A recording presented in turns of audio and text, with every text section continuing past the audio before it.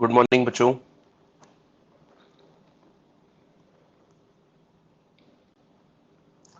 चलिए स्टार्ट करते हैं जो डिस्कस कर रहे थे। ध्यान से सुने, कल जो लास्ट में हम लोगों ने डिस्कशन किया था, मैंने बताया था कि जब भी साउंड वेव किसी मीडियम में प्रोपोगेट होती है तो उसकी वेलोसिटी होती है root of E by row.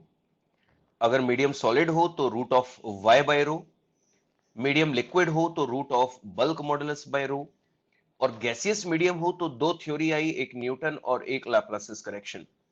Newton की थ्योरी में उन्होंने सिखाया कि ये आइसोथर्मल प्रोसेस है, जो कि गलत साबित हो गया, इसीलिए फिर उसको सही किया लाप्लास ने। उन्होंने बताया कि ये एडियाबैटिक प्रोसेस है, और उसके अकॉर्डिंग इक्वेशन आई हमारे पास root of gamma P by rho. कितनी आई? Root of gamma P by rho. फिर हमने चेक किया कि ठीक है कि गामा पी बाई रो में अगर गैसियस मीडियम में वो कौन कौन से इफेक्ट हैं जो इसको वेलोसिटी को अफेक्ट कर सकते हैं, वो कौन कौन से फैक्टर्स हैं। तो सबसे पहला आया effect of temperature. Effect of temperature, तो बच्चों इफेक्ट ऑफ टेम्परेचर की अगर हम लोग बात करें तो इफेक्ट ऑफ टेम्परेचर में हमने सिखाया कि velocity proportional to root of temperature. जैसे जैसे टेम्परेचर चेंज करोगे वेलोसिटी चेंज होगी। उसका एक क्वेश्चन आपने सॉल्व किया जिसमें हम लोगों ने सीखा था कि वेलोसिटी निकालते टाइम जो टेम्परेचर है उसको केल्विन में कन्वर्ट करके फिर फाइनली आंसर देना है। उसी पर बेस्ड बच्चों नेक्स्ट क्वेश्चन सॉल्व कीजिए। If temperature of gaseous medium is increased by 1000 Kelvin, then speed of sound becomes root 3 times of initial speed. Find initial temperature in degree Celsius. Complete कीजिए बच्चों। If temperature of gaseous medium is increased by 1000 Kelvin, then speed of sound becomes root 3 times of initial. Then find initial temperature in degree Celsius. Complete करें।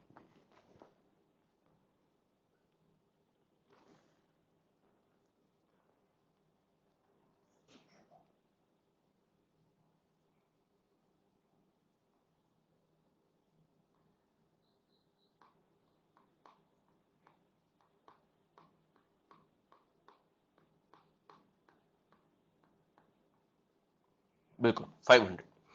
बच्चों इस question में क्या लिखा हुआ है कि एक ही मीडियम है, सिर्फ आपने उसके टेम्परेचर को चेंज किया है, बाकी सारी प्रॉपर्टी सेम रही होगी, तो velocity proportional to root of temperature.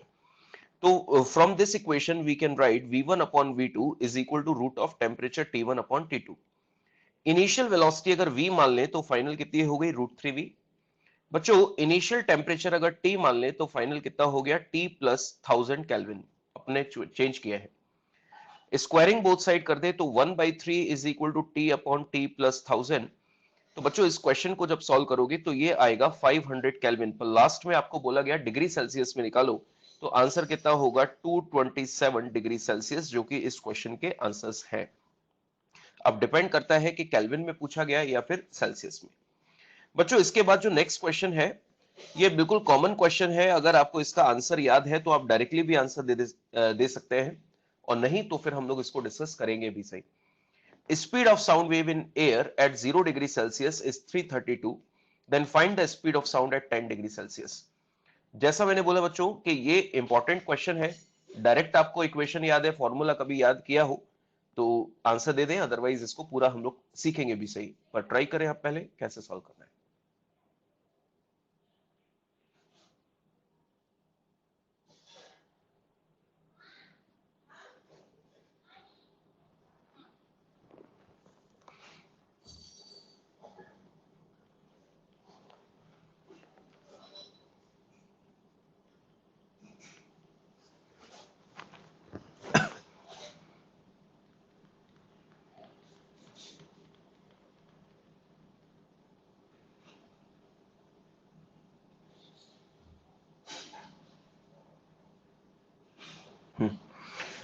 चलिए डिस्कस कर लेते हैं बच्चों। यहां पर देखें, बच्चों का जो मोस्ट कॉमन डाउट होता है ड्यूरिंग द क्लास, वो ये बोलते हैं कि सर इसको अगर हम लोग v1 upon v2 equal to root of t1 upon t2 से सॉल्व करें, तो T1 तो आपने 0 डिग्री सेल्सियस यानी कि 273 दिया है केल्विन में, और 10 डिग्री बढ़ा देंगे तो ये हो जाएगा 283।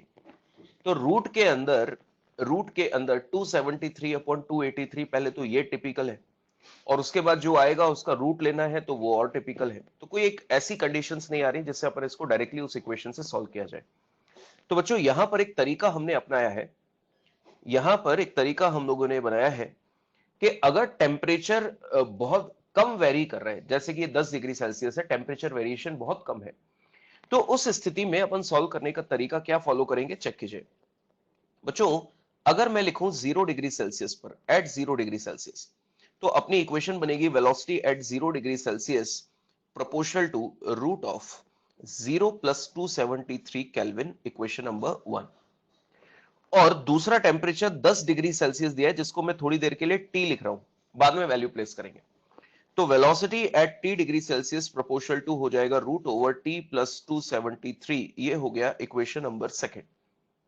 अब बच्चों अगर मैं इक्वेशन नंबर 2 को और इक्वेशन नंबर 1 को डिवाइड कर, तो देखिए डिवीजन पे जो इक्वेशन आ रही है वो है V T degree Celsius upon velocity at 0 degree Celsius root over 273 से 273 कैंसिल, तो 1 प्लस टी अपॉन 273। बच्चों इसको मैं क्या लिख सकता हूं, velocity at T degree Celsius is equal to velocity at 0 degree Celsius, और ब्रैकेट में मैंने लिख दिया 1 प्लस टी अपॉन 273 की होल पावर 1/2। बच्चों ये जो रिलेशन आप देख रहे हो, this relation is valid for all gaseous medium. This relation is valid for all gaseous medium. उसका कारण है क्योंकि बच्चों इस रिलेशन में मैंने कोई भी ऐसी वैल्यू प्लेस नहीं की है जो एयर मीडियम को स्पेसिफाई करती हो। अगर मैं वेलोसिटी 0 डिग्री सेल्सियस जो इस इक्वेशन में लिखा हुआ है, अगर मैं वहां 332 रख देता हूं, तो फिर ये पूरी इक्वेशन स्पेसिफाई हो जाएगी एयर मीडियम के लिए। तो जो आंसर आएगा वो सिर्फ एयर मीडियम में वेलोसिटी ऑफ साउंड आएगा। पर जब तक मैंने यहां पर वेलोसिटी एट 0 डिग्री सेल्सियस की वैल्यू प्लेस नहीं की है आरएचएस में, तब तक यह फॉर्मूला किसी भी गैसियस मीडियम के लिए लागू हो सकता है। बट जैसे ही आप यहां 332 रख दोगे, तो यह स्पेसिफाई हो जाएगा एयर मीडियम के लिए, क्योंकि फिर कैलकुलेशन 332 के हिसाब से होने लग जाएगी। तो इसलिए मैंने लिखा हुआ है this relation is valid for all mediums. अब बच्चों यहां वैल्यू प्लेस करें, तो velocity at T degree Celsius is equal to 332 1 plus T upon 273 whole power 1/2। अब बच्चों 332 रखते ही ये स्पेसिफाई हो गया किसके लिए, एयर के लिए। बच्चों इस क्वेश्चन को सॉल्व करने के लिए हमें जरूरत पड़ेगी बाइनोमियल इक्वेशन की, binomial expansion. According to that 1 plus x की power n is equal to 1 plus n x. पर ऐसा करने के लिए x की वैल्यू 1 से बहुत कम होनी चाहिए, और है भी सही।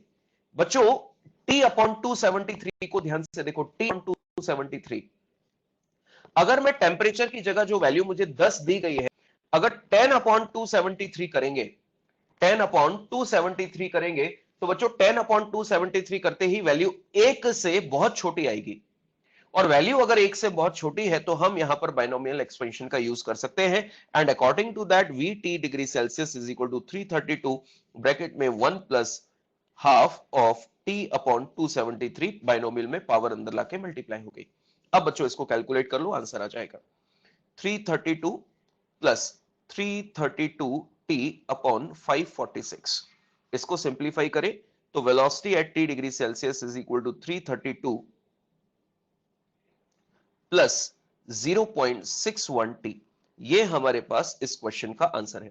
और बच्चों ये आंसर जो है वो वैलिड है किसके लिए, एयर मीडियम के लिए ओनली, क्योंकि आपने 332 के बाद इसको स्पेसिफाई कर दिया, valid for air medium only. ये हमारे पास इस क्वेश्चन का आंसर है।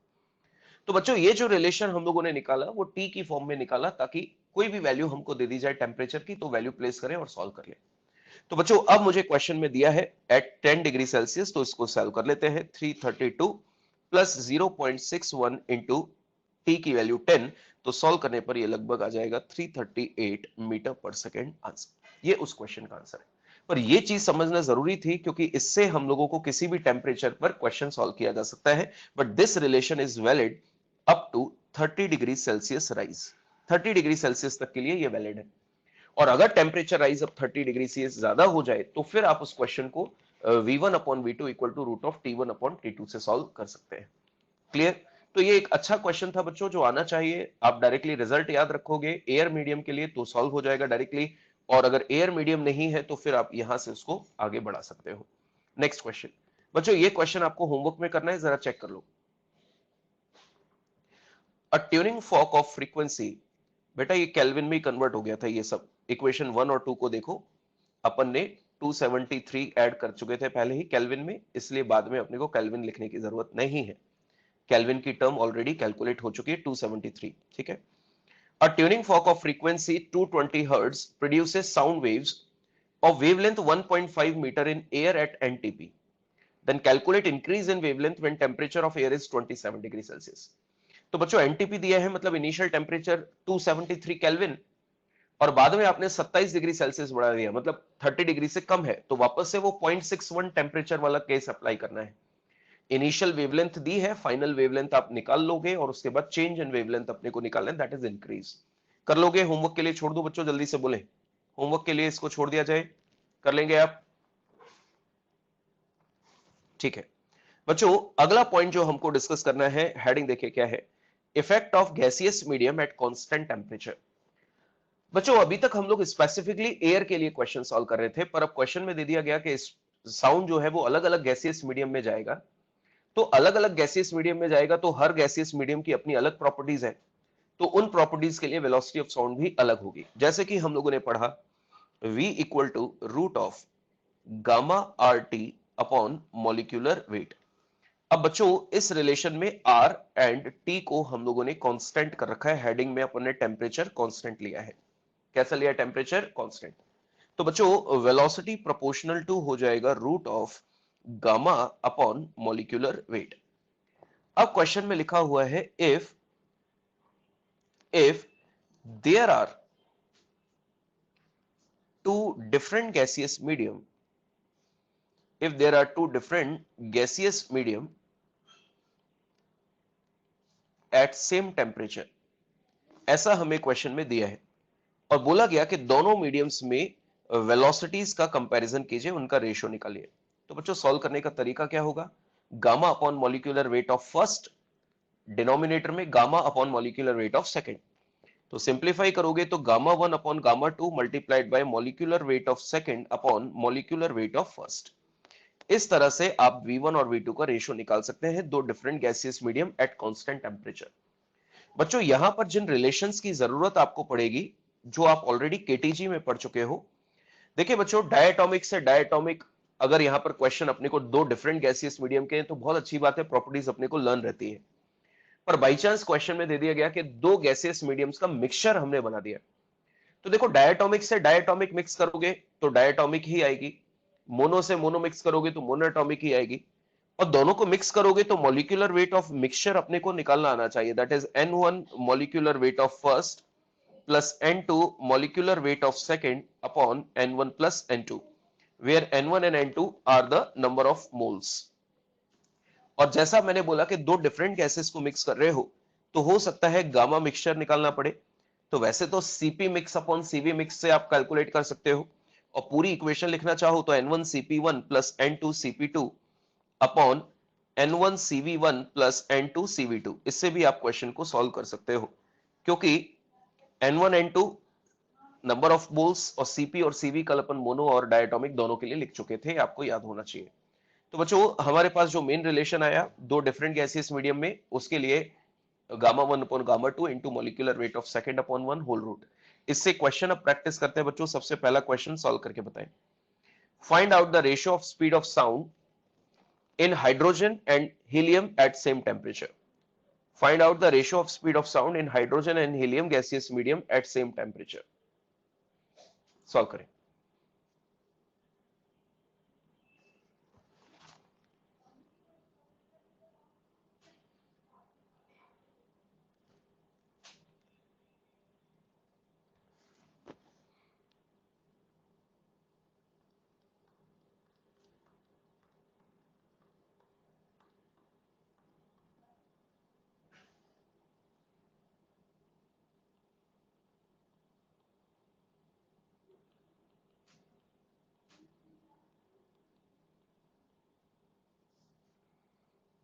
Root of 42 upon 25।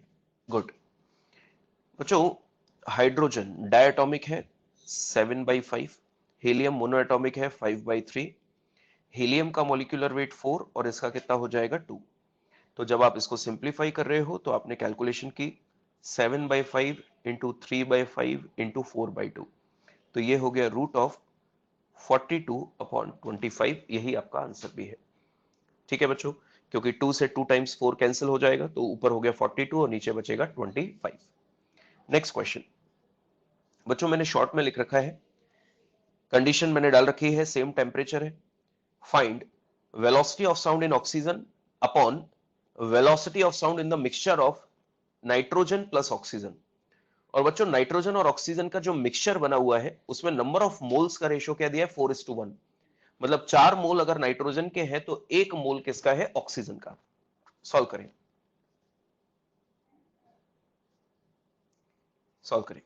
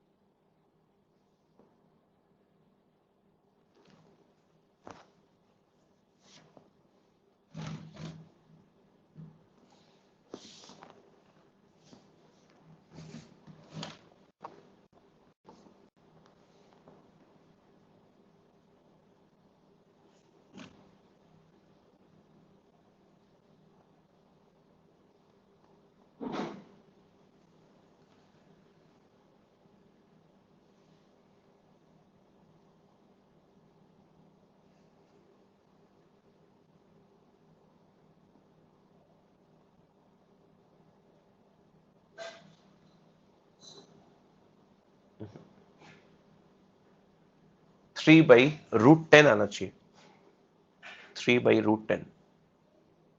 हाँ, √9/10 या 3/√10, बात एक ही है। 3/√10। इस क्वेश्चन को जब आप सॉल्व करोगे तो velocity of sound in oxygen upon velocity of sound in mixture, ये कितना हो जाएगा, root of gamma of oxygen gamma of mixture multiplied by molecular weight of mixture upon molecular weight of oxygen.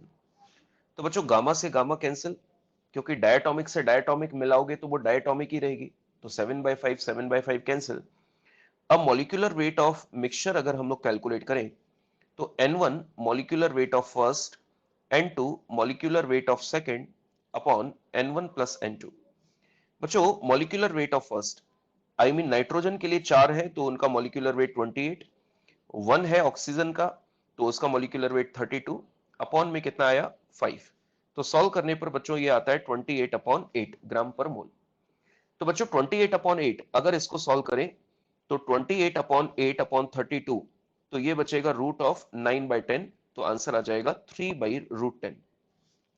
बच्चों, एक गौर करने वाली बात है, नाइट्रोजन का मॉलिक्यूलर वेट कितना था, 28, और ऑक्सीजन का मॉलिक्यूलर वेट कितना था, 32। जब अपन ने इनको मिक्स किया तो आंसर आया 28/0.8, मतलब कि नाइट्रोजन और ऑक्सीजन के मॉलिक्यूलर वेट के बीच में जब अपन ने 28 को 32 से मिक्स किया तो जो आंसर आया वो 28 और 32 के बीच में आया। किसके बीच में आया, 28 और 32 के बीच में। तो इस बात का अपन को ध्यान रखना है बच्चों, एग्जैक्टली ये जो मैंने मॉलिक्यूलर वेट आपको निकलवाया है, ये वाला जो अभी अभी हमने निकाला मिक्सचर का, एग्जैक्टली ये किसका है, ड्राई एयर का। जो गर्मियों के दिनों में बाहर की जो एयर होती है उसको ड्राई एयर हम बोलते हैं। बच्चों, अपन को पता है कि ड्राई एयर में मैक्सिमम प्रोपोर्शन नाइट्रोजन का है 78%, उसके बाद ऑक्सीजन है 21% और बाकी सबका मिक्सचर। तो बच्चों, अपन ने एक लमसम वैल्यू ले ली, नाइट्रोजन को 78 की जगह 80 कर दिया और ऑक्सीजन को 21 की जगह 20% कर दिया, तो 4:1 का रेशियो बैठता है ड्राई एयर का, ये अप्रोक्सीमेट अपने पास वैल्यू है। बच्चों, एक और होती है जिसको अपन बोलते हैं ह्यूमिड एयर, जो आजकल बाहर की तरफ जो बाहर के जो एयर है वो ह्यूमिड एयर है, ह्यूमिडिटी है। उसमें क्या होता है, ड्राई एयर के साथ ड्राई एयर के साथ H2O मिक्स हो जाता है, तो इसको अपन क्या बोलते हैं, ह्यूमिड एयर। अब बच्चों, अगर हम लोग करें तो ड्राई एयर क्या हो गया, 28.8, ड्राई एयर जो हुआ वो 28.8 और H2O का कितना हो गया, 18। तो बच्चों, अगर हम लोग मिक्सचर की बात करें तो जैसा मैंने ऊपर बोला कि ड्राई एयर की बात आ रही है, तो देखो ड्राई एयर है 28.8 और इसका क्या है, 18। तो बच्चों, इनका मिक्सचर जो आएगा इनका जो मिक्सचर आएगा उसका मॉलिक्यूलर वेट आएगा इन बिटवीन 18 एंड 28.8। मतलब कि ह्यूमिड एयर का, ध्यान से देखिएगा बच्चों, ह्यूमिड एयर का जो मॉलिक्यूलर वेट होता है वो कम होता है as compare to dry air. Dry air का जो मॉलिक्यूलर वेट आया वो 28.8 था, पर ह्यूमिड एयर का जो आया वो इन बिटवीन 18 और 28.8 आया। तो इसका कैसे हम लोग यूज करेंगे वो मैं थोड़ी देर में आगे बताऊंगा। ये सिर्फ मैंने इसलिए समझाया ताकि आपको क्लियर हो जाए कि जो मॉलिक्यूलर वेट है वो इन दोनों के बीच में आ रहा है। अब वो किसी की तरफ भी आए उससे फर्क नहीं पड़ता, मेरा बस इतना सा टारगेट था कि बीच में आ रहा है। अब हमारे पास इसका यूज क्या है वो मैं आपको आगे समझाऊंगा। बच्चों इस क्वेश्चन को सॉल्व करें। ये बिगिनर्स बॉक्स का क्वेश्चन है और बच्चों का सबसे बड़ा डाउट ये होता है ड्यूरिंग द डिस्कशन। लगभग मैक्सिमम टाइम बच्चे इस क्वेश्चन को पूछते हैं, इसलिए आप पहले इसको सॉल्व करें, यहां पर ट्राई करें।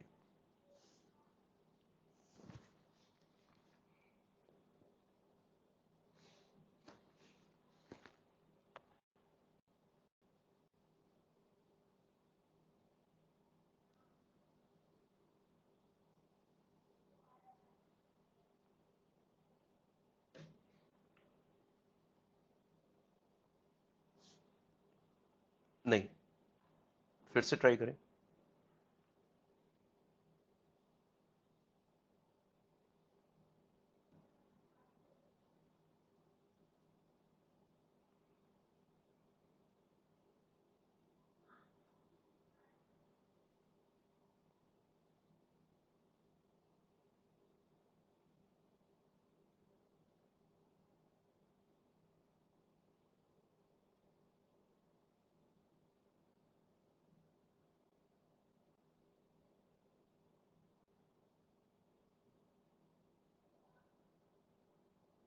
(100√27) बिल्कुल।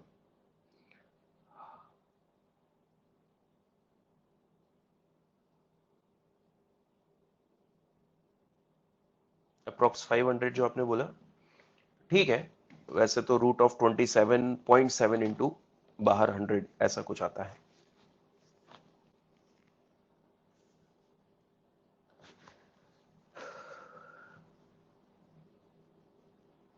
इसमें बच्चों सारी चीजें करनी पड़ेगी। सबसे पहले तो गामा मिक्स आपको कैलकुलेट करना पड़ेगा। N1 CP1 plus N2 CP2 upon N1 CV1 plus N2 CV2, दोनों के 1 1 मोल्स हैं। CP1 बच्चों अगर हीलियम की बात करें तो मोनो एटॉमिक है, 5/3, तो ये हो जाएगा 5R/2 प्लस ऑक्सीजन 7/5, तो ये हो जाएगा 7R/2। इसी तरह से 1 मल्टीप्लाइड बाई ये हो गया 3R/2 प्लस 1 इंटू 5R/2। इसको सॉल्व करोगे तो गामा मिक्स बच्चों चेक कर लीजिए, ऊपर आ रहा है 6 और नीचे आ रहा है अपने पास कितना 4, तो ये हो जाएगा 5R 12R/2 और नीचे आ जाएगा अपने पास 8R/2, तो ये कितना हो जाएगा 12/8, तो 3/2, ये तो हो गया गामा मिक्स। अब इसमें नेक्स्ट पॉइंट है मॉलिक्यूलर वेट ऑफ मिक्सचर। बच्चों मॉलिक्यूलर वेट ऑफ मिक्सचर अगर निकालें तो N1 molecular weight of first plus N2 molecular weight of second upon N1 plus N2। बच्चों नंबर ऑफ मोल्स 1 है, मॉलिक्यूलर वेट ऑफ फर्स्ट यानी कि helium कितना हो गया 4, और दूसरा है ऑक्सीजन, उसका कितना हो गया अपने पास 32, तो ये हो जाएगा 18। 32 into plus 4 36 upon number of moles का सम हो जाएगा 2, तो ये हो जाएगा अपने पास 18। अब बच्चों ये जो 18 आया वो किसमें आया, ग्राम पर मोल में। किसमें आया, ग्राम पर मोल में, जो कि हमारी इक्वेशन देती है। तो अब अगर हमको वेलोसिटी निकालनी है तो ये कितना हो जाएगा, gamma RT upon molecular wait. बच्चों गामा की वैल्यू बोलिए कितनी निकाली हम लोगों ने, 3/2। आर की वैल्यू 8.314। टेम्परेचर बच्चों 127 डिग्री सेल्सियस है, तो केल्विन में कितना हो जाएगा 400, और डिनोमिनेटर में बच्चों मॉलिक्यूलर वेट 18 इंटू 10⁻³ तो सॉल्व करने पर ये वैल्यू आती है, आप सॉल्व करके देखिएगा 27.7 और बाहर की तरफ आएगा 100 मीटर पर सेकेंड। ये इस क्वेश्चन का आंसर है। तो बच्चों इस क्वेश्चन में सिर्फ कैलकुलेशन वाला पार्ट ज्यादा था और मेनली तो ये पूरा क्वेश्चन केटीजी है। एग्जैक्टली साउंड वेव का तो सिर्फ इक्वेशन लगा हुआ है gamma R T upon molecular wait, otherwise इसमें आधे से ज्यादा कैलकुलेशन जो है वो केटीजी की है। तो क्वेश्चन बहुत सिंपल है, जैसा आप केटीजी में करते हो वैसा आपको यहां भी करना है। अब बच्चों जो नेक्स्ट सिचुएशन है वो है इफेक्ट ऑफ डेंसिटी। अब ध्यान से पढ़े, अब मेजर पोर्शन खत्म हो गया, अब जल्दी जल्दी से इनको खत्म करते हैं। बच्चों वेलोसिटी हमने पढ़ा root of gamma P by rho. तो बच्चों वेलोसिटी का डेंसिटी के साथ कैसा रिलेशन है? Inverse relation. अब बच्चों यहां पर एक ही क्वेश्चन अब तक एग्जाम में आया है, वो आया है ड्राई एयर और ह्यूमिड एयर। जिसमें डेंसिटी ज्यादा होगी उसमें वेलोसिटी कम होगी। तो बच्चों अगर मैं बात करूं तो molecular weight of dry air ज्यादा है as compare to molecular weight of humid air. और बच्चों इसी तरह से डेंसिटी ऑफ ड्राई एयर भी ज्यादा होती है as compare to density of humid air. अब बच्चों बताओ, ये सब हम लोग एट सेम टेम्परेचर प्रेशर की बात कर रहे हैं, at same temperature and pressure पे अपन कंपैरिजन कर रहे हैं। दोनों को सेपरेट ऐड नहीं कर सकते क्या रूट के अंदर? रूट के अंदर सेपरेट ऐड कैसे करोगे? नहीं बेटा, मिक्सचर करके ही ऐड करें, ज्यादा बेटर है, कैलकुलेशन आपकी उसी से सही आएगी। तो बच्चों बताओ डेंसिटी के साथ वेलोसिटी का कैसा रिलेशन है? इनवर्स।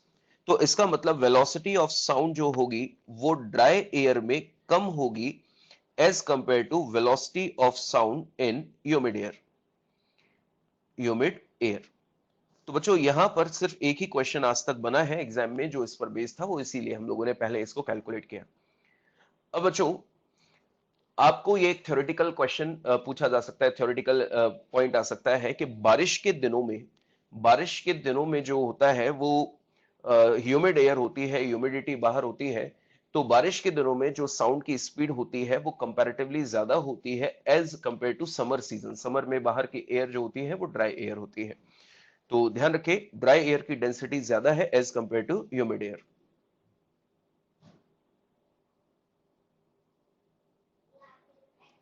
वाटर कंटेंट बेटा ड्राई एयर के रिस्पेक्ट में कम ही रहता है ना। वाटर अगर ज्यादा हो जाएगा ड्राई एयर से तो फिर वाटर कंटेंट कम ही रहता है as compare to dry air.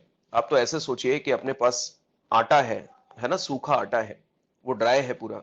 अब उसमें पानी मिला दीजिए, ड्रॉप्स डाल दीजिए, पानी की छोटी छोटी ड्रॉप्स डाल दीजिए, तो जहां पानी होगा वहां पे आटा जो होगा वो साइड से चिपक जाएगा, तो जगह खाली दिखने लग जाती है, तो डेंसिटी कम हो जाती है ह्यूमिड एयर में। ठीक है, next point, effect of wind. बच्चों इफेक्ट ऑफ विंड की बात करें तो अब इनको ध्यान से समझें। स्पीड ऑफ साउंड पे थ्योरी जो भी लिखी है वो लिखी रहने दो, आप सिर्फ इसको शॉर्ट में समझो कि मानकर चलिए कि जो साउंड है वो इस डायरेक्शन में ट्रेवल कर रहा है, स्पीड ऑफ साउंड, और जिस डायरेक्शन में साउंड ट्रेवल कर रहा है उसी डायरेक्शन में अगर हवा भी बहने लग जाए, वेलोसिटी ऑफ विंड, तो ऐसे केस में जो नेट स्पीड होगी वो क्या होगी? Velocity of sound plus velocity of wind. इसी केस में अगर हम लोग बात करें कि साउंड और ये मान लीजिए वेलोसिटी ऑफ साउंड और ये वेलोसिटी ऑफ विंड, अगर मान लीजिए विंड और साउंड एक दूसरे के अगेंस्ट आ जाए, तो उस केस में जो नेट स्पीड होगी वो होगी sound minus velocity of wind. और लास्ट में अगर मान लीजिए कि साउंड जो है वो इस तरह से ट्रेवल कर रहा है, वेलोसिटी ऑफ साउंड, और विंड किसी एंगल पर इस तरह से चल रही, किसी एंगल पे, तो इस केस में साउंड के अलोंग जो कंपोनेंट आएगा वो वी डब्ल्यू थीटा आएगा। तो अगर हमसे पूछा जाए कि यहां नेट स्पीड कितनी हो जाएगी, तो V sound plus V W cos theta. तो अपने को क्या करना है कि एग्जैक्टली जिस डायरेक्शन में भी हवा बह रही है उस डायरेक्शन में आप मार्क कर लीजिए, और साउंड किस डायरेक्शन में ट्रैवल कर रहा है उसको मार्क कर लीजिए, और जिस डायरेक्शन में भी आपको रिजल्टेंट पूछा जाए कैलकुलेट करके आंसर दे सकते हो। तो बहुत ज्यादा टफ नहीं है, सीधा सा एक पॉइंट था जो हमने डिस्कस किया। लास्ट पॉइंट, एक और थ्योरेटिकल पॉइंट बच्चों, इफेक्ट ऑफ फ्रीक्वेंसी। ध्यान रखें, इफेक्ट ऑफ फ्रीक्वेंसी का सीधा सा पॉइंट लिखा हुआ है, अपने काम की बात देखें। There is no effect of frequency on the speed of sound. There is no effect of frequency on speed of sound. आगे देखो क्या लिखा है, if the speed of sound were dependent on frequency then we could not have enjoyed orchestra. Exactly इसका example ऐसे सोचे कि कभी भी साउंड की स्पीड फ्रीक्वेंसी डिपेंड नहीं करती, फ्रीक्वेंसी तो प्रॉपर्टी ऑफ सोर्स होती है, साउंड की स्पीड डिपेंड करती है मीडियम की प्रॉपर्टीज पे। बच्चों इमेजिन कीजिए कि ऑर्केस्ट्रा है, जब ऑर्केस्ट्रा में म्यूजिकल इंस्ट्रूमेंट्स प्ले किए जाते हैं तो एक ही मीडियम में प्ले किए जा रहे हैं, तो अब सोच के देखें कि जितने म्यूजिकल इंस्ट्रूमेंट्स हैं सबकी फ्रीक्वेंसीज अलग अलग होती हैं। अगर फ्रीक्वेंसी वेलोसिटी को अफेक्ट करती तो हम ऑर्केस्ट्रा को एंजॉय नहीं कर सकते थे। मानकर चलिए एक तरफ तबला बज रहा है, एक तरफ गिटार है, एक तरफ सिंथेसाइजर है, एक तरफ मान लीजिए पियानो है, और ये सबकी फ्रीक्वेंसी अगर अलग अलग है तो जब ये बजाए जाते हैं तो सबकी आवाज हम तक एक साथ पहुंचती है। मतलब स्पीड ऑफ साउंड फ्रीक्वेंसी पर डिपेंडेंट नहीं है, मीडियम डिपेंडेंट है। अगर सबकी वेलोसिटी फ्रीक्वेंसी पे डिपेंडेंट होती तो कभी तबले की आवाज पहले आ रही होती, फिर गिटार की आ रही होती, फिर सिंथेसाइजर की आ रही होती, मतलब सब सेपरेट होके आती। पर ऐसा नहीं होता क्योंकि फ्रीक्वेंसी पर कभी भी स्पीड ऑफ साउंड डिपेंड नहीं करता, it depends only on the medium and its properties. तो एक बेसिक पॉइंट था। और लास्ट है बच्चों effect of pressure at constant temperature. तो सबसे पहले तो यहां लिख दिया जाए there is no effect of pressure on speed of sound at constant temperature. समझें इसको कैसे। बच्चों अगर हम लोग बात करें तो हम लोगों ने रिलेशन पढ़ा velocity is equal to root of gamma P by rho, equation number 1। अब बच्चों कांस्टेंट टेम्परेचर है, देन हमको बोला गया वी नो दैट। बच्चों अगर कांस्टेंट टेम्परेचर है then we know that PV equal to constant, ऐसा हमने आइडियल गैस इक्वेशन से किया, पीवी इक्वल टू एनआरटी। तो यहां से प्रेशर का वॉल्यूम के साथ कैसा रिलेशन हो गया, inverse, equation 2। And we also know that बच्चों density is equal to mass upon volume होता है। तो density is equal to mass upon volume, तो वॉल्यूम के साथ उसका भी कैसा रिलेशन, इनवर्स। अब बच्चों इक्वेशन नंबर 2 और 3 को देखो। From equation number 2 and equation number 3, 1 upon volume proportional to pressure and 1 upon volume proportional to density. तो यहां से मैं लिख सकता हूं कि density is directly proportional to pressure. इसका मतलब है कि प्रेशर जिस प्रोपोर्शन में बढ़ाओगे उसी प्रोपोर्शन में डेंसिटी बढ़ेगी, और प्रेशर जिस प्रोपोर्शन में घटाओगे उसी प्रोपोर्शन में डेंसिटी घटेगी एट सेम टेम्परेचर। तो बच्चों अगर मैं इस इक्वेशन पर चर्चा करूं तो जरा गौर कीजिएगा। इस इक्वेशन में हम ध्यान दें कि मान लीजिए कि मैंने न्यूमरेटर में प्रेशर बढ़ाया, तो जिस प्रोपोर्शन में प्रेशर बढ़ेगा उसी प्रोपोर्शन में नीचे डेंसिटी भी बढ़ेगी। तो जितना चेंज ऊपर हुआ उतना ही चेंज नीचे हुआ, तो चेंज आपस में एक दूसरे को नलिफाई कर देंगे। या अगर मैंने प्रेशर को कम किया तो उसी प्रोपोर्शन में डेंसिटी भी कम हो जाएगी, बिकॉज डायरेक्टली रिलेशन में है। तो जितना डिक्रीमेंट ऊपर हुआ उतना ही डिक्रीमेंट नीचे हो गया, तो दोनों चेंजेस आपस में एक दूसरे को नलिफाई कर देंगे। That means velocity is independent of pressure. तो हम यहां पर लिख सकते हैं so velocity is directly proportional to P की पावर 0, जिसका मतलब है वेलोसिटी प्रेशर पे डिपेंडेंट नहीं है। और इसकी इक्वेशन का अगर हम लोग ग्राफ प्लॉट करें तो बच्चों ये प्रेशर और ये वेलोसिटी, यहां पर मैं बोल सकता हूं graph should be a straight line, that means v proportional to p की पावर 0। कि प्रेशर आप भले ही चेंज करते जाओ पर वेलोसिटी पे कोई फर्क नहीं पड़ रहा है, क्योंकि उसके साथ साथ क्या चेंज हो रही है, डेंसिटी भी। अब बच्चों कई बार हमारे सामने कुछ ऐसे क्वेश्चंस आते हैं, पढ़ो इसको। लिखा हुआ है at NTP speed of sound in air, at NTP speed of sound in air is 330 meter per second. Then find speed of sound at 819 degrees Celsius and 4 atm pressure. अब बच्चों यहां पर कई बार ऐसे क्वेश्चंस आते हैं जिसमें टेम्परेचर और प्रेशर वेरिएशन दोनों दिए होते हैं। तो बच्चों यहां पर एक नोट आप ध्यान रखें जो आपको क्वेश्चन सॉल्व करते टाइम ध्यान रखना है। If temperature and pressure both variations are given, then consider only temperature variation, और क्वेश्चन को सॉल्व कर दिया जाए v proportional to root T से।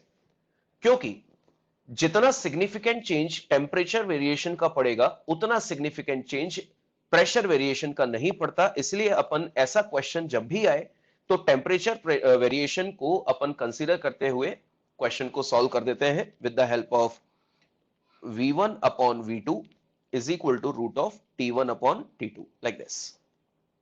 तो बच्चों v1 की वैल्यू हमारे पास है 330, v2 हमें निकालना है। इनिशियल टेम्परेचर था 273 केल्विन और फाइनल है 819 प्लस 273। तो सॉल्व करोगे बच्चों तो ये 1/4 बचेगा रूट के अंदर, तो ये हो जाएगा हाफ, और v2 की वैल्यू कितनी हो जाएगी 660 मीटर पर सेकेंड। ये इस क्वेश्चन का आंसर है। तो ये था पूरा बच्चों speed of sound in different gaseous medium या किसी गैसियस मीडियम में प्रोपोगेट होने पर क्या क्या इफेक्ट होते हैं, ये चीज हम लोगों ने डिस्कस की। मीडियम चेंज होने से बेटा फ्रीक्वेंसी पे असर नहीं पड़ता, फ्रीक्वेंसी सोर्स की प्रॉपर्टी होती है, सोर्स चेंज करो तो फिर वहां फ्रीक्वेंसी चेंज होगी। लाइट में आपने पढ़ा है ना कि जब एयर से वाटर में जाती है, एयर से वाटर में जाती है तो कभी भी उसकी फ्रीक्वेंसी चेंज नहीं करते हम लोग, उसकी वेलोसिटी और वेवलेंथ चेंज करते हैं। कैलकुलेशन अप्रॉक्स नहीं है, कैलकुलेट करके देखिए 273 से नीचे डिनोमिनेटर 4 टाइम्स कैंसिल हो जाएगा। ठीक है, चलिए बच्चों अब नेक्स्ट पॉइंट जो हम लोग डिस्कस कर रहे हैं, पहले बताएं कि इस तरह के क्वेश्चन सब आपके मॉड्यूल में दिए गए हैं जिसमें आपको डायरेक्टली जैसा मैंने बताया टेम्परेचर वेरिएशंस के सबसे ज्यादा क्वेश्चन होंगे या मिक्सचर वाले क्वेश्चन सबसे ज्यादा होंगे। इस तरह की कभी भी कोई कंडीशन दी जाए आप सॉल्व कर लेंगे सभी।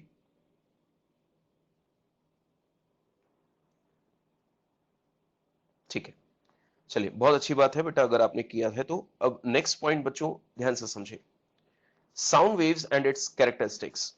बच्चों ये एक पॉइंट हम लोग डिस्कशन कर रहे हैं, ध्यान से सुनिएगा, सुनेंगे तभी ये चीज आपको अच्छे से क्लियर होगी। पहले तो जो मैंने लिखा हुआ है वो तो आप सिर्फ रीडिंग मार लीजिए उसकी, क्योंकि ये आपको अच्छे से पता है सभी को। तीन तरह के साउंड्स होते हैं, इंफ्रासोनिक, सोनिक और अल्ट्रासोनिक। ये वाला जो साउंड होता है वो ह्यूमन सुन सकता है, बाकी इंफ्रासोनिक और अल्ट्रासोनिक नहीं। इंफ्रासोनिक का मतलब क्या है, longitudinal waves having frequency below 20 hertz are called infrasonic. They cannot be heard by human beings. They are produced during earthquakes. तो infrasonic waves can be heard by snakes. ये एक example है। बाकी अगर हमसे पूछा जाए तो ऑडिबल फ्रीक्वेंसी जो हम लोगों के लिए होती है, ऑडिबल फ्रीक्वेंसी जो हम लोगों के लिए होती है वो कितनी होती है, 20 से लेके 20,000 हर्ट्ज तक। कितनी होती है, 20 से लेके 20,000 हर्ट्ज तक। तो ध्यान रखें, सोनिक वेव्स या ऑडिबल वेव्स का मतलब है longitudinal waves having frequency lying between 20 से लेके 20 kilohertz are called audible waves. और लास्ट में ultrasonic, longitudinal waves having frequencies above 20,000 hertz are called ultrasonic. They are produced and heard by bats. They have a large energy content. तो बच्चों ये चीज में समझाने वाला कुछ था नहीं, पर अब इसको आप ध्यान से समझें जो लिखा हुआ है। बच्चों हेडिंग हमारे पास क्या लिखी हुई है, प्रेशर वेव फॉर्म। ये चीज हमारे लिए समझना जरूरी है, क्योंकि अगर ये चीज आपको क्लियर हो जाती है तो इसकी हेल्प से ऑर्गन पाइप का डिस्कशन बहुत आसान हो जाएगा, इसलिए इसको ध्यान से समझना जरूरी है। बच्चों प्रेशर वेव फॉर्म, अभी तक जो हम लोगों ने इक्वेशन पढ़ी वो इक्वेशन थी y is equal to A sine omega T minus K X. बच्चों इस इक्वेशन को ध्यान से देखें तो LHS में y है और RHS में x है, और y और x एक दूसरे के परपेंडिकुलर है, तो ये एक ट्रांसवर्स वेव की इक्वेशन है। और y का मतलब क्या होता है, displacement of particle at any time t at any location x। तो बच्चों ये जो इक्वेशन है वो कहलाती है डिस्प्लेसमेंट वेव फॉर्म। क्या कहलाती है, डिस्प्लेसमेंट वेव फॉर्म, जिसमें हम लोग डिस्प्लेसमेंट को स्टडी कर रहे होते हैं मीडियम पार्टिकल्स के, इसको बोलते हैं डिस्प्लेसमेंट वेव फॉर्म। पर आपको याद होगा मैंने लॉन्गिट्यूडनल वेव्स के लिए बोला था कि these waves are produced by applying pressure to the medium. तो जब प्रेशर अप्लाई करने पर जो वेव जनरेट होती है उनको प्रेशर वेव बोलते हैं। और जब वहां प्रेशर वेव है तो उनके लिए अलग से डिस्कशन क्यों किया जा रहा है उसको ध्यान से समझे, क्योंकि बच्चों डिस्प्लेसमेंट और प्रेशर दोनों एक दूसरे के अपोजिट चलते हैं। मानकर चलिए कि प्रेशर वेव मतलब लॉन्गिट्यूडनल, लॉन्गिट्यूडनल वेव में क्या होता है, कंप्रेशंस और रेयरफैक्शंस। जरा गौर कीजिए कि जब कंप्रेशन होता है तो पार्टिकल पास पास आते हैं, उस केस में उन पार्टिकल्स का डिस्प्लेसमेंट मिनिमम हो जाता है। पर आंसर दीजिए जब यहां पर वो पास पास आ गए, डिस्प्लेसमेंट मिनिमम हो गया तो प्रेशर बढ़ गया, क्योंकि ये पास आ गए, कंप्रेशन हो गया तो प्रेशर बढ़ गया। तो देखो डिस्प्लेसमेंट मिनिमम प्रेशर मैक्सिमम, और जैसे ही ये रेरिफाई होते हैं तो डिस्प्लेसमेंट मैक्सिमम हो जाता है पर रेरिफाई होने के दौरान प्रेशर मिनिमम हो जाता है। इसका मतलब जब डिस्प्लेसमेंट कम तो प्रेशर ज्यादा, और जब डिस्प्लेसमेंट ज्यादा तो प्रेशर कम, मतलब ये दोनों एक दूसरे से अपोजिट चल रहे हैं। तो इसलिए हम लोग प्रेशर वेव का इक्वेशन अलग तरह से पढ़ते हैं और डिस्प्लेसमेंट वेव का इक्वेशन अलग तरह से पढ़ते हैं। तो वही चीज अब हम लोग डिस्कस कर रहे हैं, और बच्चों यहां से हमको क्लियर भी होगा कि साउंड वेव कैसे प्रोपोगेट करती है मीडियम में। तो बच्चों अब मैं स्पेशली लॉन्गिट्यूडनल वेव की बात कर रहा हूं, तो अब मैं इस इक्वेशन पर चर्चा नहीं करूंगा, क्योंकि अब मेरे पास लॉन्गिट्यूडनल वेव इक्वेशन है तो मैं y की जगह क्या लिखूंगा x, क्योंकि लॉन्गिट्यूडनल वेव्स में LHS और RHS दोनों जगह DOP और VOP एक दूसरे के अलोंग होने चाहिए। तो मेरी फिलहाल इक्वेशन ये है। और बच्चों इस इक्वेशन को ध्यान से देखो तो ये बहुत बड़ा कंफ्यूजन क्रिएट करेगी कैलकुलेशन के दौरान, क्योंकि LHS और RHS दोनों में x दिया हुआ है।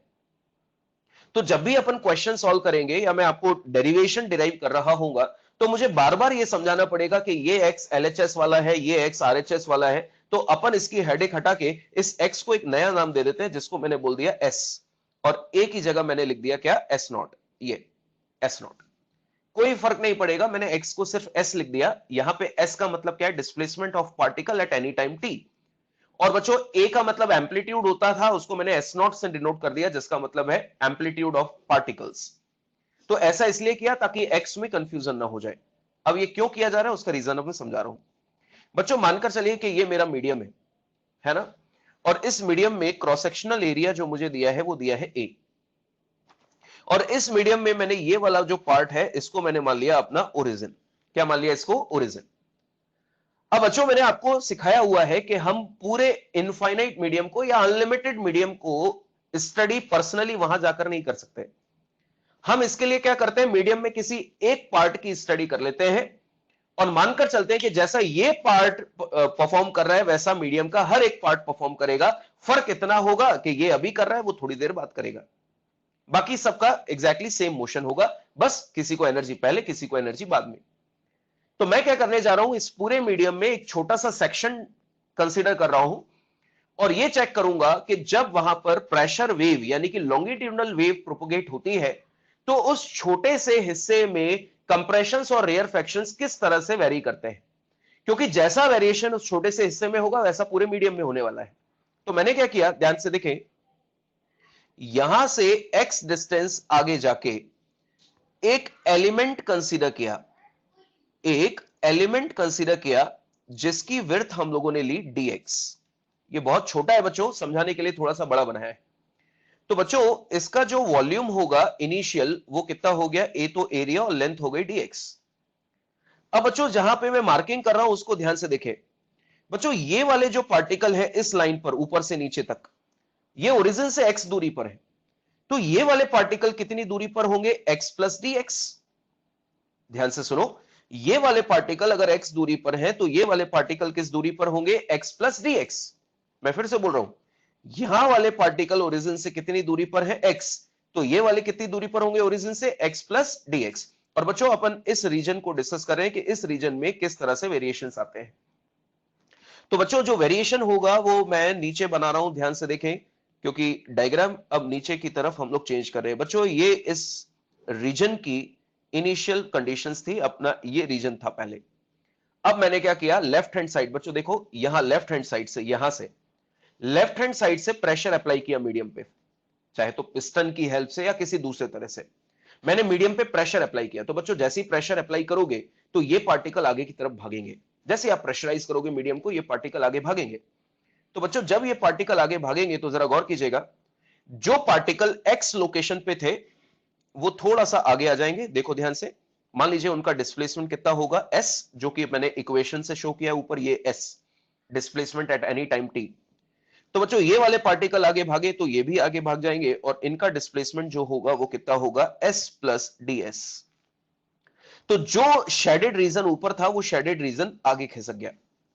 अब बच्चों का जो क्रॉस क्वेश्चन होता है वो ये कि सर एक का डिस्प्लेसमेंट s तो दूसरे का s प्लस ds कैसे हो गया। तो मेरा जवाब है कि एक का डिस्प्लेसमेंट s है तो आप दूसरे वाले का s प्लस ds नहीं लेना चाहते तो s माइनस ds ले सकते हो। तो अगेन क्रॉस क्वेश्चन आता है कि सर s प्लस ds या s माइनस ds क्यों, हम s क्यों नहीं ले सकते, इसका भी s और दूसरे का भी s। तो बच्चों ऐसा नहीं होगा, ऐसा इसलिए नहीं होगा क्योंकि हम जानते हैं कि प्रेशर वेव अप्लाई करने पर मीडियम में कंप्रेशंस और रेयरफेक्शंस प्रोड्यूस होते हैं। कंप्रेशंस और रेयरफेक्शंस तब प्रोड्यूस होंगे जब वॉल्यूम में चेंज आएगा। तो वॉल्यूम में चेंज आएगा जब पार्टिकल एक दूसरे से दूर जाएंगे, और कंप्रेशन कब आएगा, जब ये पास आएंगे। तो बच्चों सोच के देखिए कि हर एक पार्टिकल का डिस्प्लेसमेंट अगर इक्वल अमाउंट में हो जाए, हर एक पार्टिकल का डिस्प्लेसमेंट अगर इक्वल अमाउंट में हो जाए तो ना तो कंप्रेशन बनेगा और ना ही रेयरफेक्शन। और जब ना कंप्रेशन ना रेयरफेक्शन दोनों ही नहीं बनेंगे तो प्रेशर वेरी नहीं करेगा, और प्रेशर वेरी नहीं करेगा तो वेव प्रोपोगेट नहीं होगी। प्रेशर वेरी करने के लिए कंप्रेशंस और रेयरफेक्शंस का बनना जरूरी है, और वो तब बनेंगे जब वॉल्यूम वहां पर चेंज हो, और वॉल्यूम चेंज होने के लिए पार्टिकल्स का अनइक्वली डिस्प्लेस होना जरूरी है। एक का एस है तो दूसरे का एस से या तो ज्यादा हो या एस से कम हो। एस से ज्यादा होगा तो रेरिफाई हो जाएंगे, और एस से कम होगा तो कंप्रेस्ड हो जाएंगे। इसलिए वहां पे अलग अलग डिस्प्लेसमेंट्स होते हैं। अब नोटिस कीजिए, जो चेंज आया वो वॉल्यूम कितना है वो हमें डिस्कस करना है। जरा गौर कीजिए बच्चों, ये वाली लेंथ कितनी है, ये वाली, तो ऊपर वाले से कंपैरिजन करो तो ब्लू लाइन से ब्लू लाइन तक dx, और नीचे है s, तो ये कितनी हो जाएगी dx माइनस s, और ये वाली बच्चों कितनी है s प्लस ds। तो अगर मैं इस शेडेड रीजन का वॉल्यूम फाइनल निकालूं तो ये कितना हो गया, एरिया इनटू इन दोनों को जोड़ दो तो ये हो जाएगा dx प्लस ds। ये हो गया अपने पास वॉल्यूम फाइनल। तो बच्चों अगर हम लोग नोटिस करें तो वॉल्यूम में चेंज आया है, कम था अब ज्यादा है, तो वॉल्यूम बढ़ गया, मतलब यहां रेरफेक्शन हो गया। तो अगर मैं यहां पर change in volume upon volume यानी फ्रैक्शनल चेंज निकालूं तो v final minus v initial upon v initial, final कितना है बच्चों adx प्लस ads, इनिशियल था adx और इनिशियल था adx। तो चेंज इन वॉल्यूम बच्चों अगर कैलकुलेट करें तो चेंज इन वॉल्यूम कितना आ गया, ds अपॉन dx। चेक करो, अब ds अपॉन dx, तो बच्चों ds अपॉन dx अगर हम लोग यहां पे देखें तो ds अपॉन dx एग्जैक्टली क्या होगा। अपन ने नीचे क्या निकाला, delta V upon V equal to ds upon dx। तो ds अपॉन dx क्या है वो चेक करो, डिफरेंशिएट करो बच्चों, s नॉट साइन का क्या हो जाएगा cos omega T minus K x, और x के रिस्पेक्ट में डिफरेंशिएशन हो रहा है तो ओमेगा टी का 0 और माइनस के एक्स का कितना हो जाएगा माइनस के। अब बच्चों ऑब्जर्व कीजिए कि ये मैंने ds अपॉन dx और डेल्टा वी अपॉन वी क्यों निकाला, उसका कारण है बच्चों, अपन जानते हैं कि बल्क मॉड्यूलस, ध्यान से देखो, अपने को क्या निकालना है कि जब भी लॉन्गिट्यूडनल वेव प्रोपोगेट होती है, जब भी लॉन्गिट्यूडनल वेव प्रोपोगेट होती है तो प्रेशर में कैसा वेरिएशन होता है। तो देखो bulk modulus is equal to delta P is equal to minus delta V upon V. इसको अपन क्या लिख सकते हैं बच्चों, minus delta P V upon delta V. तो यहां से चेंज इन प्रेशर कितना हो जाएगा, minus B delta V upon V. तो हमें एग्जैक्टली डेल्टा पी निकालना है। तो बच्चों डेल्टा पी की इक्वेशन अगर हम लोग देखें तो डेल्टा पी की इक्वेशन क्या बन रही है, चेक करो, delta P is equal to minus B delta V upon V. बच्चों ये डेल्टा वी अपॉन वी यहां लाके रख दो डीएस अपॉन डीएक्स की फॉर्म में, जो ऊपर निकाला अपन ने। बच्चों ऊपर क्या निकाला, माइनस एस नॉट के cos omega T minus K x, तो माइनस माइनस प्लस, तो बी के S not cos omega T minus K X. बच्चों इसको बोलते हैं प्रेशर वेव फॉर्म। क्या बोलते हैं इसको, प्रेशर वेव फॉर्म। एग्जैक्टली ये जो बी के एस नॉट निकला है, ये इसको अपन बोलते हैं प्रेशर वेरिएशन का एम्पलीट्यूड। यानी कि जब भी साउंड वेव प्रोपोगेट करती है तो मैक्सिमम प्रेशर वेरिएशन कितना होता है, तो जवाब होगा बी के एस नॉट। बच्चों बी का मतलब क्या है, बल्क मॉड्यूलस, और एस नॉट का मतलब क्या है, maximum displacement from mean position. आपको याद है अपन ने एम्पलीट्यूड ए को किससे डिनोट कर रखा था, एस नॉट से, तो वही चीज अपन ने यहां पर लिखी। लास्ट स्टेप में चेक करो, ये ds अपॉन dx की वैल्यू माइनस एस नॉट के cos omega T minus K x, minus S not के cos omega T minus K x. ठीक है, ये अपनी वैल्यू है ds अपॉन dx की। इसको उठा के अपने को डेल्टा v अपॉन v की जगह यहां रख देना है, मल्टीप्लाई करोगे माइनस v के साथ, ये आ जाएगा। अब b के एस नॉट का मतलब बच्चों क्या होता है, प्रेशर एम्पलीट्यूड। मतलब कि जब भी साउंड वेव प्रोपोगेट होती है तो प्रेशर में मैक्सिमम वेरिएशन अगर आपसे पूछा जाए, find maximum variation in pressure, मतलब आपसे प्रेशर वेरिएशन का एम्पलीट्यूड पूछ रहा है। एम्पलीट्यूड का मतलब मैक्सिमम वैल्यू, तो वो कितना हो जाएगा, बी के एस नॉट। बी और एस नॉट का मतलब अपन ने लिख रखा है। अब बच्चों जरा गौर कीजिए कि अपनी जो इक्वेशन थी, डिस्प्लेसमेंट इक्वेशन, वो साइन की फॉर्म में थी। जरा गौर करो, साइन की, और प्रेशर वेरिएशन की इक्वेशन किस में आई, कॉस में। आनी भी चाहिए थी, साइन और कॉस एक दूसरे से 90 डिग्री आगे पीछे होते हैं। जब साइन मैक्सिमम होता है तो कॉस मिनिमम होता है। साइन 90 1 और कॉस 90 0, और जब साइन मिनिमम होता है तो कॉस मैक्सिमम होता है। यही तो चाह रहे थे हम यही तो बात कर रहे थे कि जब डिस्प्लेसमेंट मिनिमम तो प्रेशर मैक्सिमम। और जब डिस्प्लेसमेंट मैक्सिमम तो प्रेशर मिनिमम, मतलब एक मैक्सिमम तो दूसरा मिनिमम, तो एक साइन में आ गया तो दूसरा कॉस में आना ही चाहिए था। और साइन और कॉस में फेज डिफरेंस कितने का होता है? 90 डिग्री का ही अपन जानते हैं। अब बच्चों यहां पर अपने को कैसे पहचानने के लिए क्वेश्चन दिए जाएंगे, ऑब्जर्व करो। मुझसे बोला गया if change in pressure is -0.2। बच्चों जब तक साउंड प्रोपोगेट नहीं हुआ, जब तक साउंड प्रोपोगेट नहीं हुआ तब तक बाहर का प्रेशर कितना है? 1 atm। अब मुझसे क्वेश्चन में बोला गया चेंज इन प्रेशर किसी रीजन का -0.2 है। तो बच्चों चेंज इन प्रेशर मतलब P final minus P initial equal to -0.2। अगर मुझसे उस रीजन का फाइनल प्रेशर पूछा जाए तो -0.2 प्लस P इनिशियल। आंसर दो, वेव प्रोपोगेट होने के पहले प्रेशर कितना था? 1 atm। तो सॉल्व करने पर आ गया 0.8। देखकर बताओ बच्चों क्या फाइनल प्रेशर 1 atm से कम हो गया? और फाइनल प्रेशर 1 atm से कम हो गया मतलब वहां पे रेयरफेक्शन बना होगा, क्योंकि जब तक रीजन नॉर्मल थे, कोई साउंड वेव नहीं थी, तब तक प्रेशर 1 atm था। कंप्रेस करोगे तो प्रेशर बढ़ जाएगा 1 atm से ज्यादा, और रेरिफाई करोगे तो प्रेशर कम हो जाएगा 1 atm से कम। और इसी केस में अगर हम लोग बात करें तो अगर डेल्टा पी की वैल्यू प्लस 0.2 होती तो आंसर दो, P final minus P initial equal to 0.2। तो पी फाइनल आ जाता 0.2 plus 1 is equal to 1.2। Answer दो बच्चों, प्रेशर 1 atm से ज्यादा हो गया, मतलब यहां पर इस रीजन को आप क्या बोलोगे? कंप्रेशन, और इसको क्या बोलोगे आप? रेयरफेक्शन। तो ध्यान रखेंगे बच्चों, हालांकि ये चीज हमारे बहुत ज्यादा काम की नहीं थी डेरिवेशन, पर इसको समझना इसलिए जरूरी था क्योंकि जब आप ऑर्गन पाइप पढ़ोगे तो ऑर्गन पाइप में हमें कैसे पता चलेगा कि यहां पर प्रेशर मैक्सिमम है या मिनिमम है, ये कैसे पता करेंगे, उसके लिए ये डिस्कशन काम आएगा कि जहां डिस्प्लेसमेंट मैक्सिमम वहां प्रेशर मिनिमम, और जहां डिस्प्लेसमेंट मिनिमम होगा वहां प्रेशर मैक्सिमम हो जाएगा। और बच्चों इसी से रिलेटेड यहां पर एक पॉइंट दिया गया है, चेक कीजिए। The phase difference between pressure waveform and displacement waveform is 90 degree and that's why path difference is lambda by 4। Delta phi upon 2 pi, इससे निकाल सकते हो बच्चों, delta phi upon 2 pi is equal to delta lambda upon lambda. Path difference इस equation से निकाला जा सकता है, फेज डिफरेंस 90 डिग्री है। और नीचे क्या लिखा है बच्चों? Displacement will be maximum when pressure is minimum and vice versa. ये थ्योरेटिकल क्वेश्चन है, आपके मॉड्यूल में मिलेगा कैलकुलेशन के दौरान, और आप उसको ध्यान रखेंगे, ये कभी भी आता है। और लास्ट में एक पॉइंट लिखा है बच्चों, जितने भी साउंड सेंसर होते हैं, ह्यूमन ईयर, माइक या लिसनर या ऑब्जर्वर, ये हमेशा प्रेशर वेरिएशन को डिटेक्ट करते हैं। हम जो साउंड सुनते हैं वो इसलिए नहीं सुनते कि हमारे ईयर ड्रम वाइब्रेट कर रहे हैं, वो वाइब्रेट क्यों करता है उसका रीजन सुने। जब साउंड वेव हमारे कान तक पहुंचती है तो कंप्रेशंस और रेयरफेक्शंस पहुंचते हैं ऐसे। तो कंप्रेशंस और रेयरफेक्शंस हमारे कान के पास जब पहुंचते हैं तो वहां प्रेशर वेरी करता है, उस प्रेशर वेरिएशन को हम डिटेक्ट करते हैं एज साउंड। तो ध्यान रखिएगा, ह्यूमन ईयर जो होता है ये हमेशा कौन सा सेंसर होता है? Pressure sensor. ये प्रेशर वेरिएशन को सेंस करता है। पहले बताएं, यहां तक सभी को क्लियर है?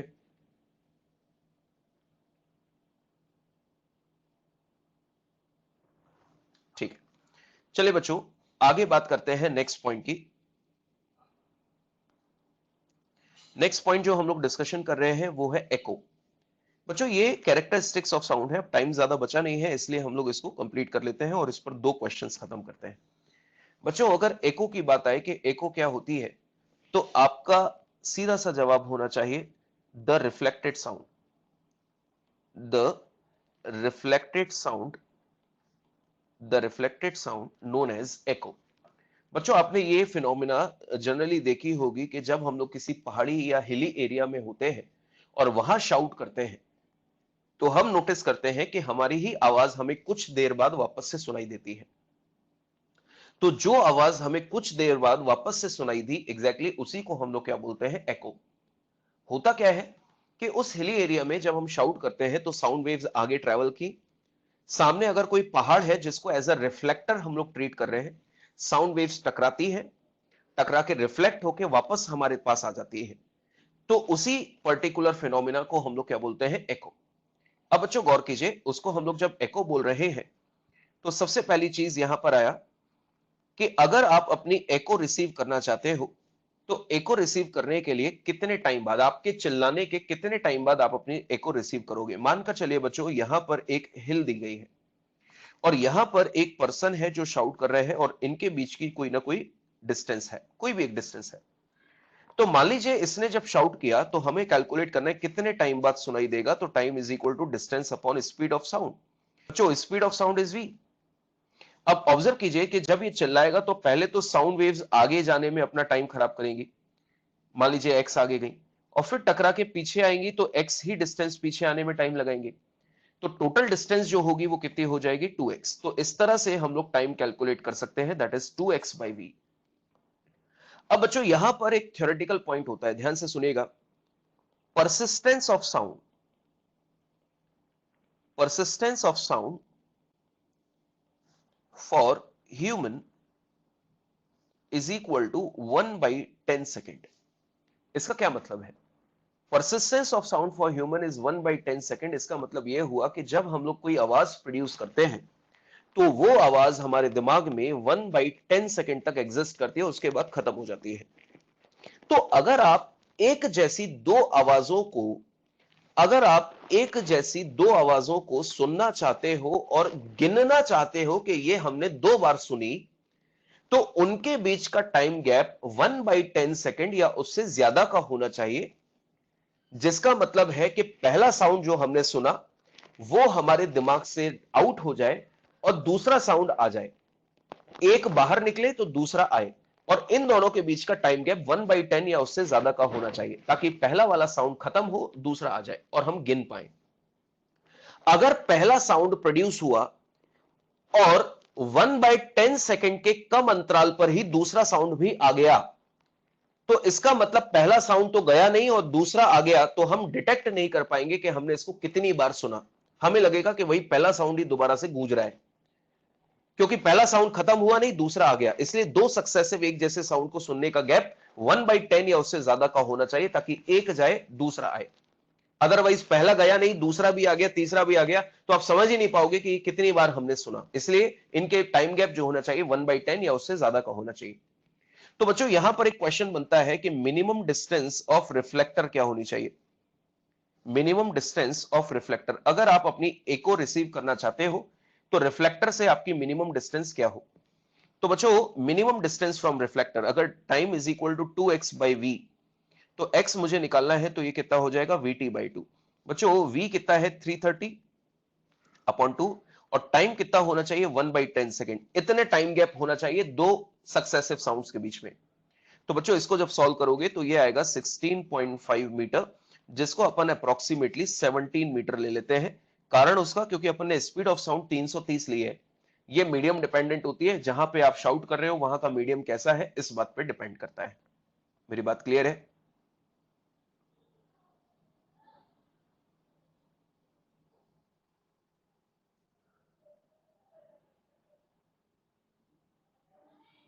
ठीक है, चलिए बच्चों, अब इस पर बेस्ड एक्सरसाइज 3 में दो क्वेश्चन को दिए गए हैं। क्वेश्चन नंबरिंग एग्जैक्टली आप उसमें चेक कीजिएगा। दो क्वेश्चंस आपको दिए गए हैं एक्सरसाइज 3 में बेस्ड ऑन इको, वो आप सॉल्व कीजिएगा। आई थिंक क्वेश्चन नंबर 11 से लेके 15 के बीच में ये होने चाहिए। मैं हैंडआउट्स भेज रहा हूं, आप हैंडआउट्स रिसीव करें।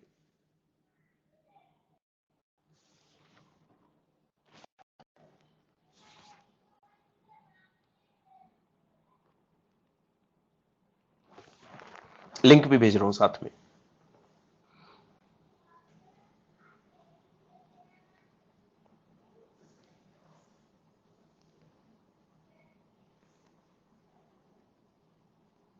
लिंक भेज रहा हूं, मैं दोबारा भेज रहा हूं, डोंट वरी।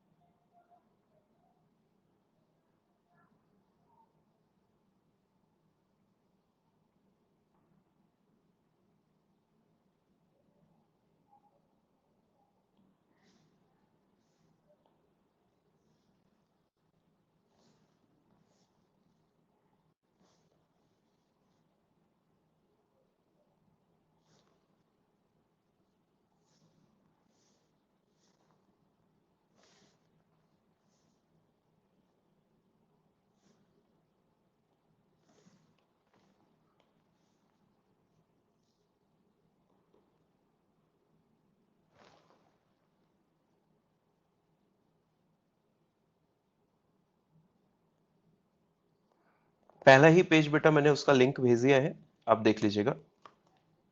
ठीक है, हैंडआउट मिल गया सभी को?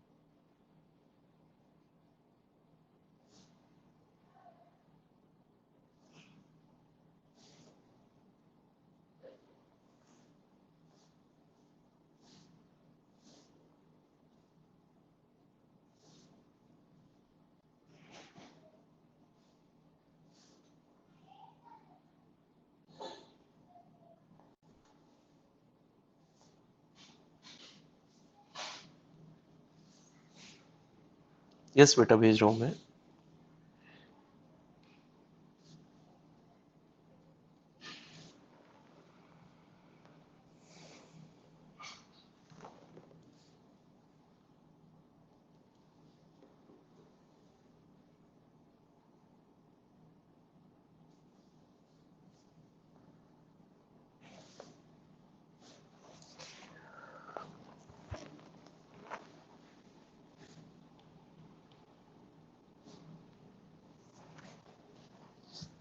नहीं बेटा, उस दिन हिंदी था, अभी आपने चेक किया ये वापस से हिंदी में आया क्या?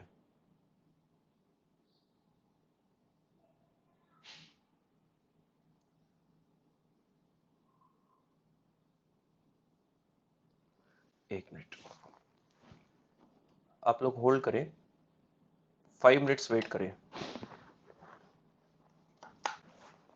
वेट।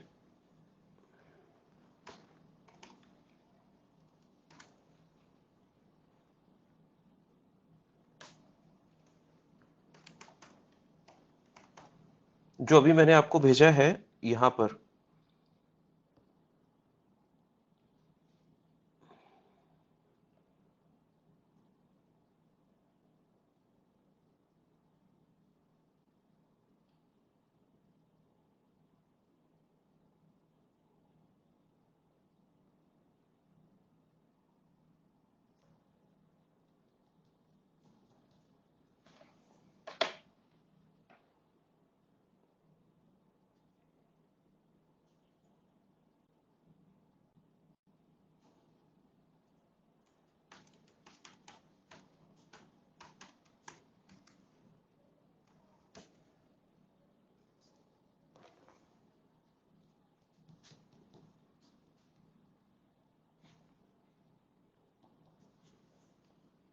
वेट अ मिनट बेटा, मैं भेज रहा हूं, रुको, अगेन भेजता हूं।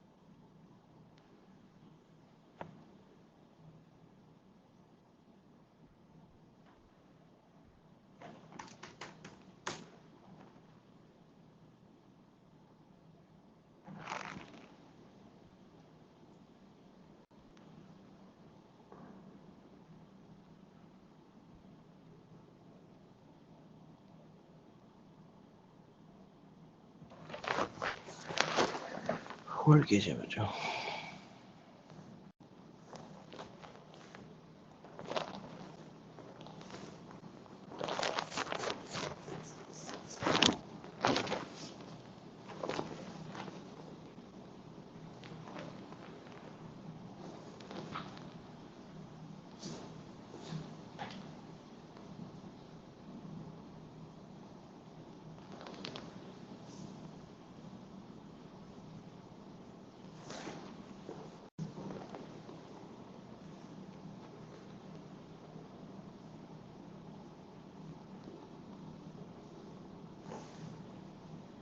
ये चेक करो आप लोग,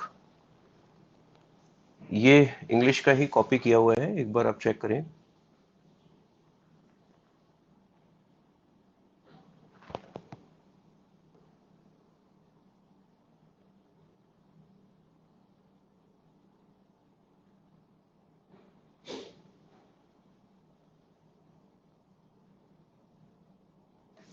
मिला आप लोगों को?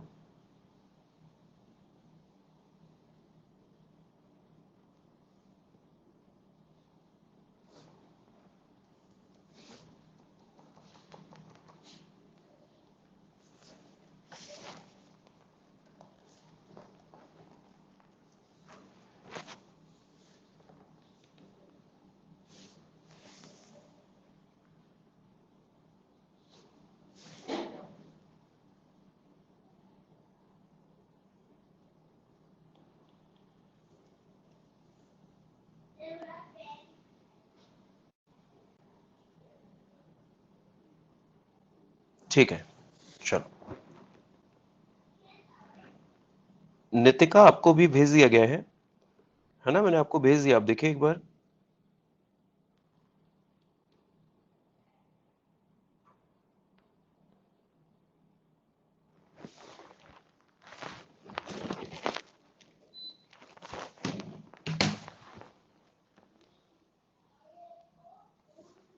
ठीक है बच्चों, है ना? मंडे को मिलते हैं हम लोग। नितिका मिल गया आपको?